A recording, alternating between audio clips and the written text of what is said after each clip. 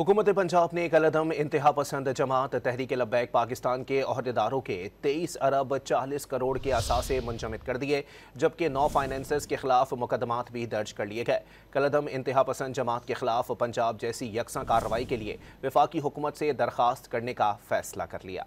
हुकूमत पंजाब ने कलअदम इंतहा पसंद जमात तहरीक लब्बैक पाकिस्तान के अहदेदारों के 23 अरब 40 करोड़ के असासे मुंजमद कर दिए, जबकि 9 फाइनेंसर्स के खिलाफ मुकदमात भी दर्ज कर लिए गए।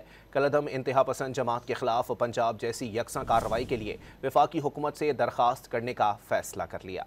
हुकूमत पंजाब ने कलअदम इंतहा पसंद जमात तहरीक लब्बैक पाकिस्तान के अहदेदारों के 23 अरब 40 करोड़ के असासे मुंजमद कर दिए, जबकि 9 फाइनेंसर्स के खिलाफ मुकदमात भी दर्ज कर लिए गए।